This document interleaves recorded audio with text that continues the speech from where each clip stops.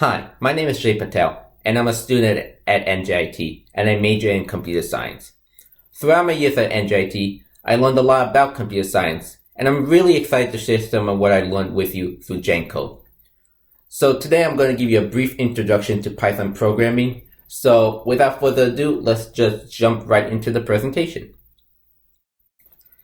So before I go into how Python started or how Python works, I wanted to give you a little brief history on Python and how it developed. So Python was developed in the early 1990s by a guy named Guido van Rossum. So Rossum's main purpose of design was to design a language that was simple and easy for people to understand, that allowed fewer syntaxes and fewer lines of code. And the inspiration for the name came from a TV show called Monty Python's Flying Circus, hence the name Python.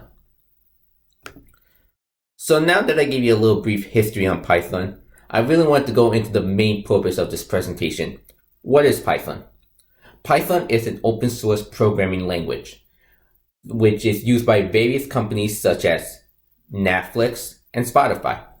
But what is an open source programming language? An open source programming language is a language used by programmers that allows them to extend built-in functionalities to use for specific needs. So here are some of the key traits of Python, right? So the first one is Python is an interpreted language. So an interpreted language, it's much slower than a compiled language, which is like Java or C++. But the one benefit an interpreted language has, it doesn't have to be compiled, which kind of would be a good benefit, I guess. The next slide, object-oriented language. So many of you won't know what an object-oriented language is at this point, but if you go into my future videos, I will explain more about the object-oriented language in my class lesson, and that will give you a little more details about how it works and how it ties into Python programming. So just stay tuned in for that video. And finally, like I said in the previous slide, Python is a simple and easy language to understand. So now that we talked about the history, what Python is, I want to go into the origins of Python and how it started. So Python origin came from another programming language known as C, right? So much of the Python concepts and syntaxes is similar to C, like the return statement, the print statement, and some of the other keywords in C and Python as well. But there is a unique difference between C and Python, and that is some of the exceptions I listed right here on this slide. One of the big ones is Python uses no curly brackets. It basically uses only white spaces, meaning it's really dependent on indentation. So 99% of the language, 99% of the time when you miswrite an indentation in Python, it will throw back an error. But there are some rare cases where you might indent it wrong, but the program will still execute. But in that case, you'll probably not get the right output that you wanted. So hence, the white spaces really do matter in Python. And there are some different keywords. Like I said before in the beginning, Python was designed to be close to the English language, so you'll see a lot of the English vocabularies in it as well. The next bullet point I want to explain, it has a lot of extra features. Now, in some of my future videos, I will explain more on these features, like the modules and some of the concepts that other programming languages don't have. So just stay tuned in for that video as well. And finally, there is no type declarations in Python, so that's another big benefit of using Python as well. So now that we went through the origins of Python, I really want to compare Python with another programming language that's used by many computer scientists in today's society, and that is the language called Java. Now, Python and Java are completely unique from each other. What makes them unique is Python is an interpreted language. Like I said before, it's much slower, while Java is a compiled language, much faster. Now, many of you won't know what interpreter is or compiler is, but again, as we go throughout this course, we will learn more about it, and hopefully you'll learn a lot about it as well.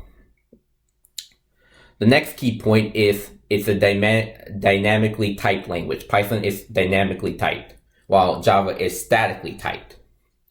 Now, again, you won't know the difference, but I will give you some brief descriptions about what each of those mean right now. So a dynamically typed language, it executes at runtime, which Python does, while a statically typed language like Java executes at a compile time. So again, I'll explain the differences in the future videos, but that was just a preview of where they stand apart from each other. And finally, I just want to talk about what's best used in Python. So the best things to use for Python are data science, the AI, and even machine learning. While the best things used in Java are basically the cross-platform applications. So here are the key differences, and hopefully we'll learn more about them in future classes. So now that we went through the presentation, we went through the history, what Python is, what's its origin, and compared it to another programming language, I really want to talk about this page. And this page is the bread and butter of the whole course.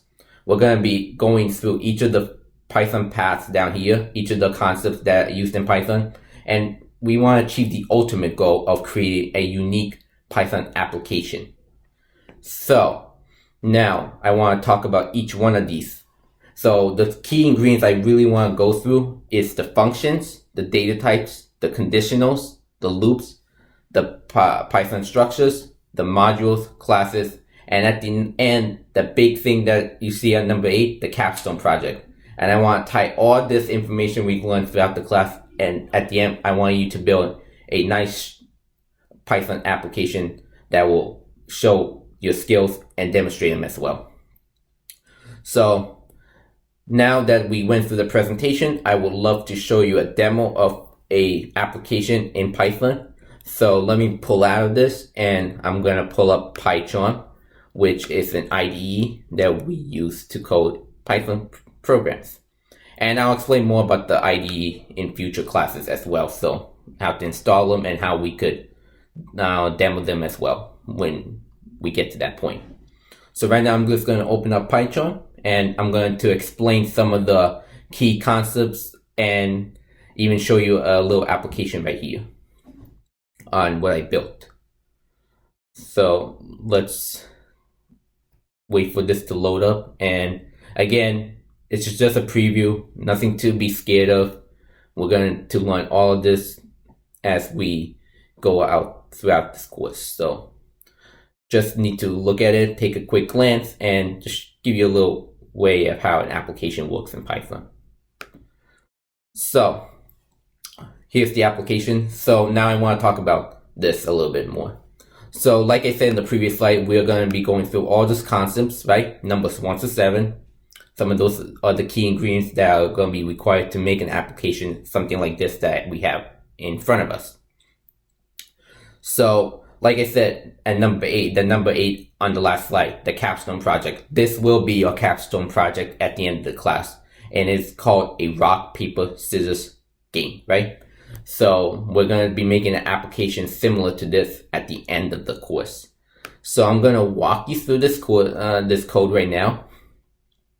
And right now it may look scary, it might not make sense to you, it might look a little intimidating and tedious, but at the end, we're all going to learn something, and hopefully we'll build a nice application together. So right now I want to just execute this application and show you how it actually works, just to give you a little preview. So again, like I said, this is a rock, paper, scissors, shoots application, and just like in real life, it's basically we're playing rock, paper, scissors, shoot. So let me run this program and I'll show you how it actually works. So let me click run this application, and there we go. We have 3 choices, and it's telling me to pick one. So let's pick paper. So I hit 2, hit enter, and there you go. The user, I chose paper, and then the computer picked, and the computer picked rock. And just like in real life, paper beats rock, so the user wins. And then after that, it asks, do you want to play again? If you hit yes, It will give you another list of choices and you run it again. If you hit no, it will just quit the program. So that was pretty much the basic overview of how this demo works. And again, I don't want you to be so scared about it and be nervous about it, but we will go through each of those concepts that I told you about, and hopefully at the end we'll all be able to learn something and create something new, and hopefully we'll achieve the ultimate goal.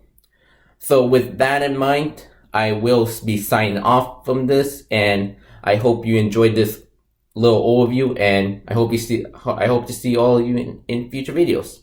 So thanks for watching and have a good day.